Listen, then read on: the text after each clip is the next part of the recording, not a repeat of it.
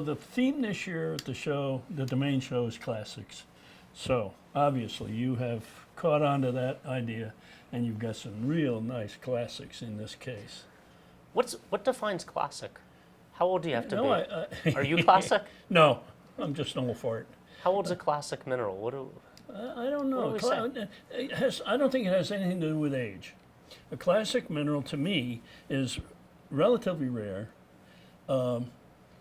an exceptional form or type for its species, and historically important, and things like that. Okay, I'll go with that. Yeah. So at what point, and let's come back to this when we go, because the rest of my room is mostly Chinese. At what point does something contemporary become a classic? I think for minerals, in a lot of cases, it's the last of the breed at that time, like the Kongsberg silvers. Yeah, plenty of silvers have come out of the ground since then, but because that was one of the early discoveries, it's got to be a classic. And anything that's coming out now, well, let me think of something like the Arsenopyrites that came out of China this several years ago. They're not coming out now. To me, they exceed anything in that species that we had before, and that almost qualifies them immediately as classics to me. I like this definition. Yeah. So it's based on context, not age. Absolutely. Okay. Absolutely. It's the specimen itself that contributes or is an important part of it being considered a classic, or the species. I like that. This, for instance, the sword and the stone. Now, Morganites have been coming out of pegmatites forever, but that is really an exceptional piece with the tourmaline in there. Yeah. So that could be considered a classic to me. Yeah, pushed it right through with brute strength.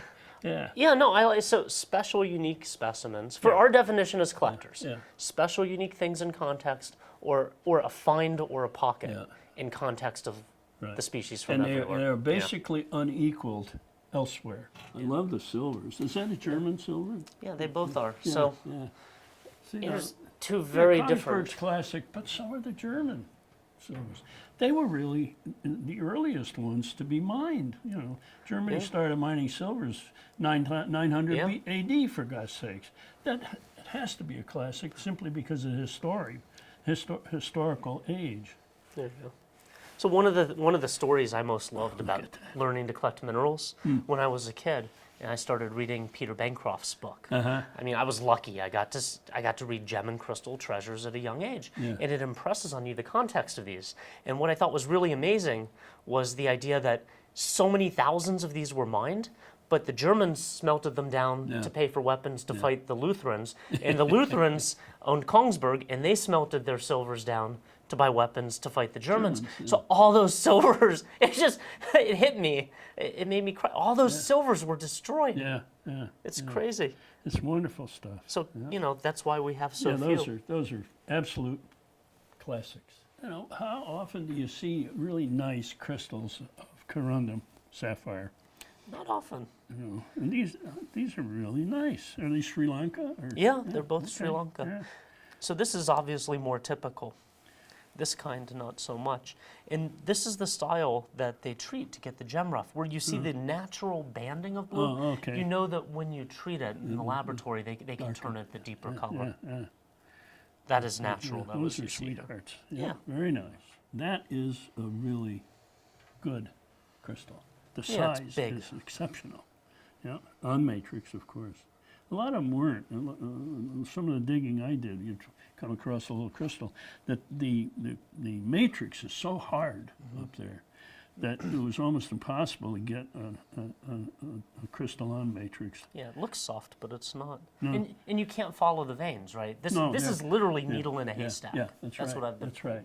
Yeah, we had backhoes and electric drills and all sorts of stuff. But you're basically just digging, looking for color. Yeah, you're going through rhyolite. And the problem, it's not a problem, but what happens there is if the wind is in the wrong direction, then you really suffer.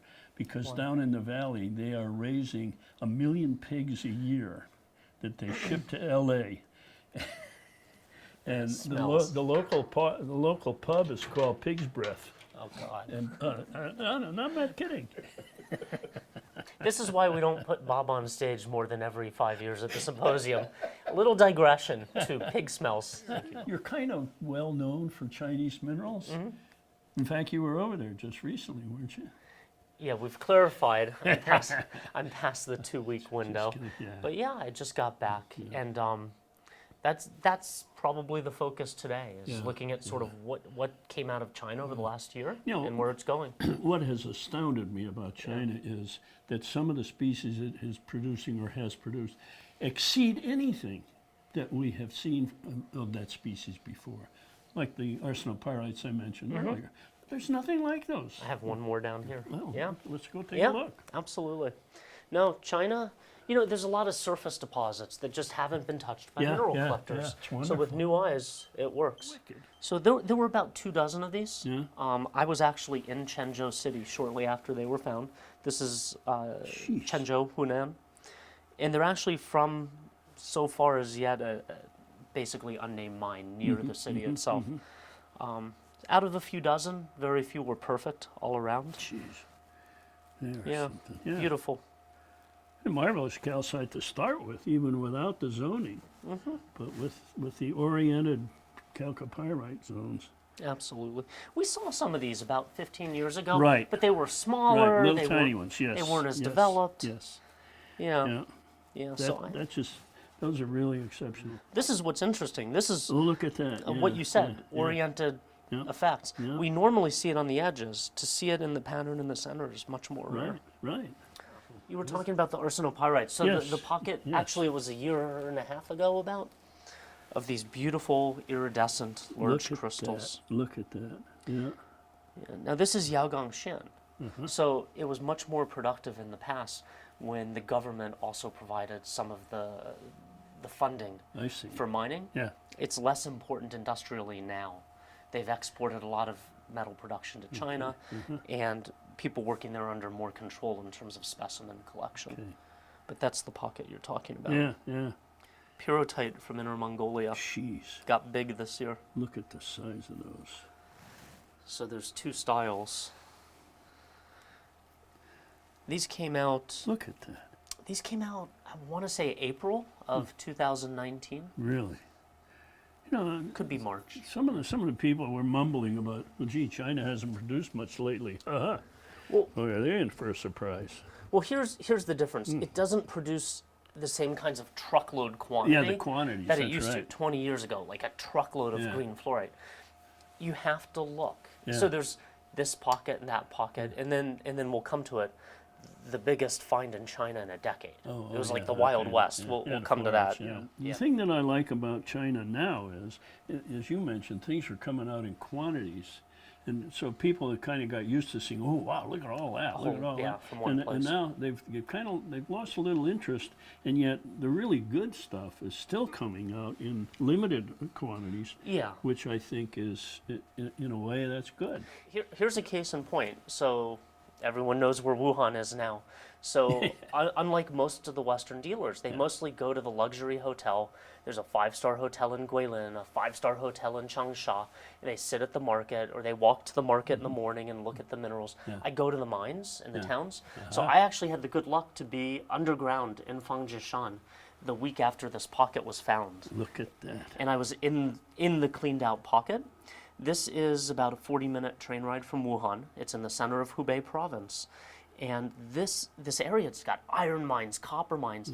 This mine is mined for Gui, which is basically what? silicon. It's a wollastonite mine. Oh, for God's And sakes. within these massive seams of wollastonite, super pure silicon, there's little pockets of zeolites.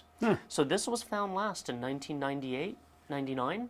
We had these amethysts with apophyllite on them.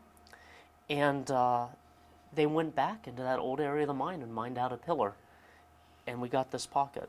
Those are, for crystal form, for apophyllite, those are unusual. To me, you normally think of other crystal forms that are more common. Those are exceptional. And then with the little druze on there, Beautiful. boy. I go about every other month Do you to the really? Wuhan area. Holy mackerel. So for me, I have a big travel interruption here. Yeah. The turquoise is also from Hubei province. Okay. This is also Look at that. accessed through Wuhan. So what happens is, That's about a kilo. What happens is most of this is crushed into powder, mixed with glue and plastic for the jewelry What market. a shame. But if you get there and you look yourself, you can actually find some of these natural pieces. If there's a little bit of brown or whatnot in, they'll let you pay what they regard as a crazy price to buy it as a specimen. Yeah. This is interesting. I don't know where they're from yet. So my sources swear these are from Myanmar. It's a new find of hemimorphite, and they came into southern China, but we just don't know where exactly. It's weird. It's a neon color. Yeah, the zoning in there for the neon color. Whoa. And you see it. It's druze all around the bag. Yeah. So is this in a breccia that's cemented with hemimorphite, or? I don't know. Yeah, can't tell. I would assume you know more than me on that. But something new to look out for. The problem is a lot of times things come out from these places. It's just one little batch, and then they aren't connected to the market, so they don't know to bring more. Beautiful. Yeah, right? Oh, actually, here's another one from Hubei. This is interesting. So this is the Tonglu Shan mine. This is... I thought that was a carving. No, this is a natural malachite. It does have a hole in it. Hello there. You look smaller in tunnel vision. There you go. That's wild. This is also from near Wuhan. So the Chinese Bronze Age started in Hubei province. And this is a 3,500-year-old site, approximately. Amazing. There's a museum built on top of it. It's currently a working mine, but there's a museum above it, and they're diving below. Amazing. Yeah. Amazing. This is another one of the new pyrrhotites. Oh, okay. But on purple fluorite.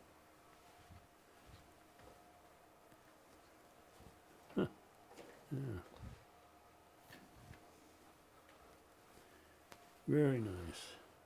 This is from the Hongwei iron ore mine. Oh, for God's When you sakes. get off the train and you arrive in the Daiye township area from Wuhan, you actually drive past this. It's a huge open pit iron mine, and you just drive past it on the way from the train station to the city. Look at those calcites. With the now, is this calcopyrite? Pyrite, I'm told. Okay. But again, it's oriented on the calcites. another oriented Yeah, calcite from China. The electrical forces involved in that must be very interesting to cause that orientation. And then this is all randomized. And that's interesting, these little direct lines in there. Yeah.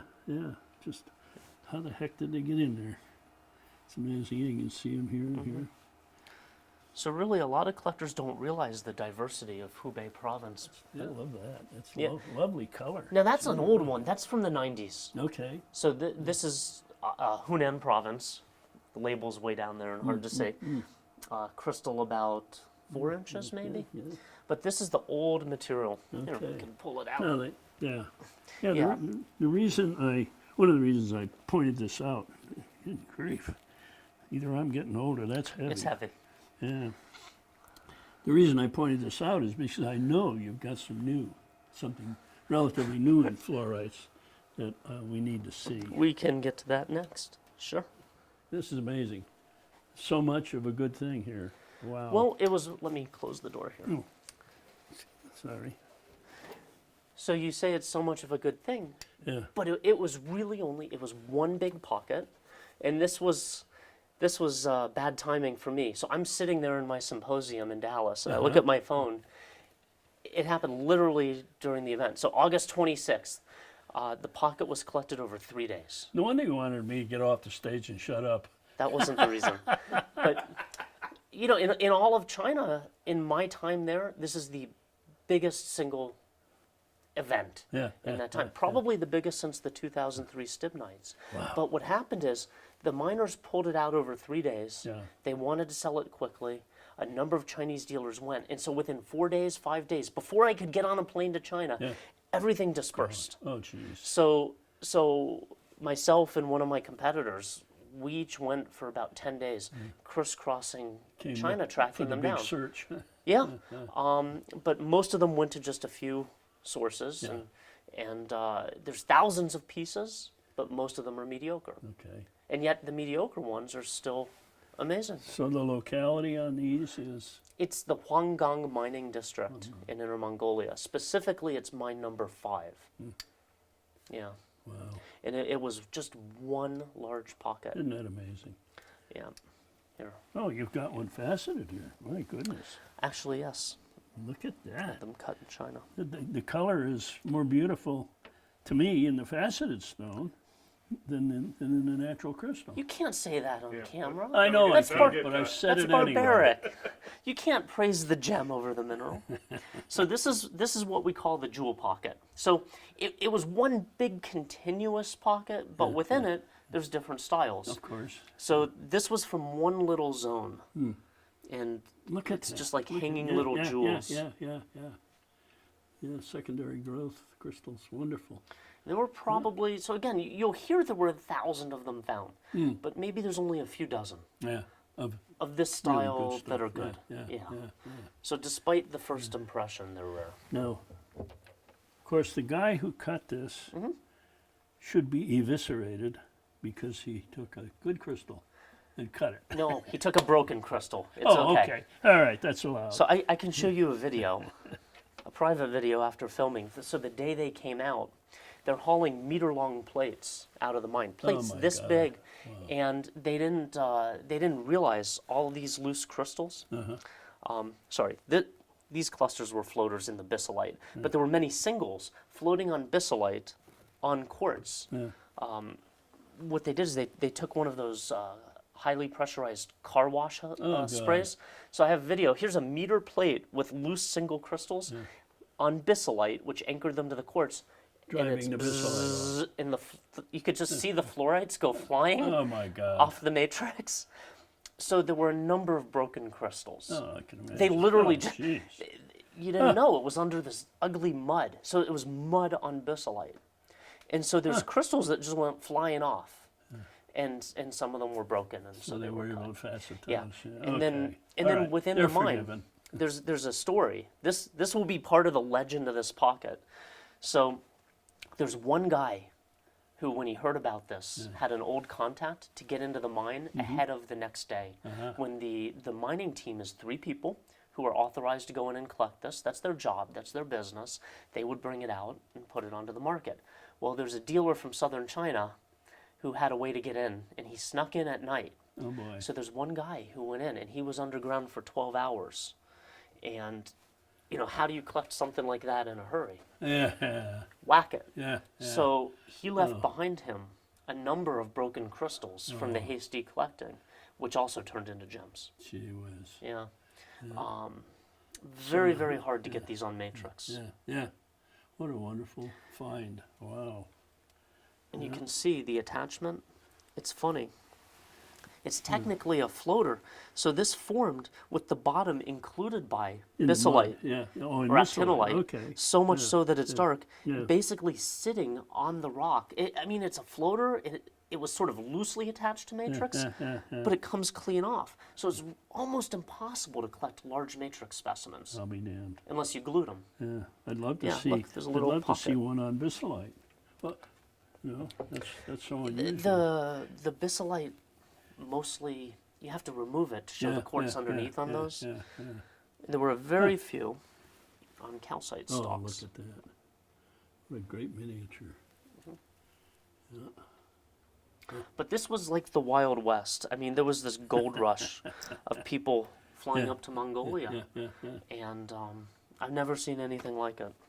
Well, you've certainly invested a lot of time in getting this suite Yeah. together. Look at that. Beautiful. There's another one. Yeah. So the thing is, too, these videos started circulating in America. When you go around the show, you will see others. Oh, okay. Myself and one competitor got most of the good ones and the big ones that were going to leave the country. What we left behind, I've seen here at the show already, a lot of them got polished. So we left them behind because of a luster or a damage problem. Okay. So they simply took what was left and polished. Yeah.